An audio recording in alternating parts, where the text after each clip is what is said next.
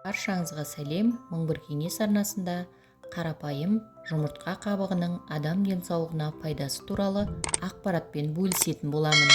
Күнделікті өмірде қоқыс санайтын жұмыртқа қабығының 90% жоғары сапалы кальций карбонатынан, сондай-ақ фосфор, калий, темір, магний, кремний сынды 27 элементтің қосындысынан тұрады.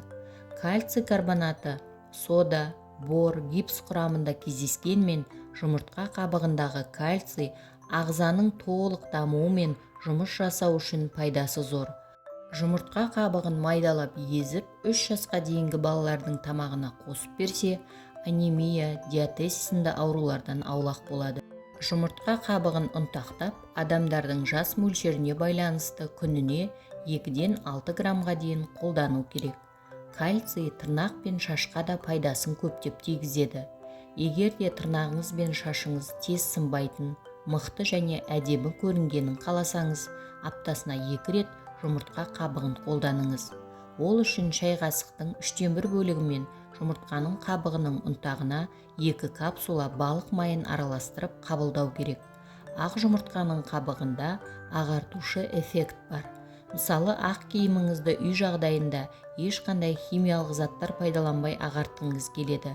Ол үшін ақ жұмыртқаның қабығын майдалап ұнтақтап, мата қалтаға түйіп, кір жуатын машинаға киіміңізбен қосып салыңыз.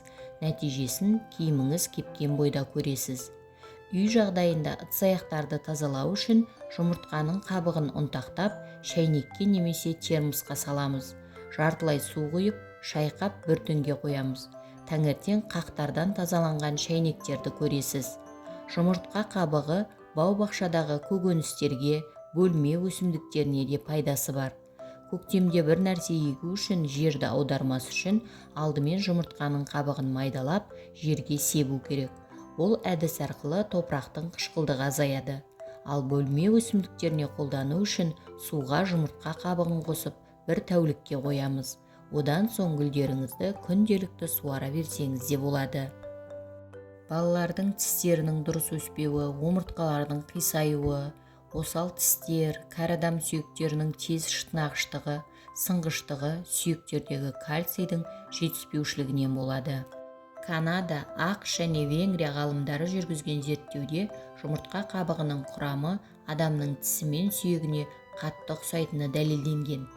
Жұмыртқа қабығының ұнтағын жүкті әйелдер, балалар және ересектер кальций жетіспеген жағдайда қолданады. Мұндай ұнтақты үнемі қолданған жағдайда қан қысымы мен жүрек қағысының жұмысы жақсарады. Зиянды холестерин деңгейі азаяды. Зат алмасу процесі қалпына келеді. Қалқанша без ауруларының алдын алуға болады. Гастрит жазылады. Қан тазарады. Аллергия емделеді. Шаш пен тырнақ қатаяды. Жүйке жүйесінің қызметі жақсарады. Алайда ұнтақ кейбір ауруларды емдейтін дәрі-дәрмектің орнын баса алмайды. Бірақ ағзаға аурудан айығуға көмектеседі.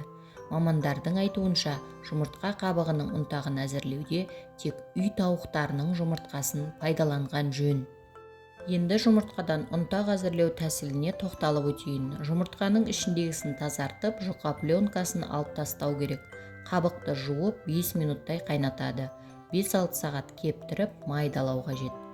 Ұнтақты қараңғы жерде және шыны ыдыста сақтаған дұрыс. Бүгінгі пайдалы ақпаратым кәдеңізге жарасын.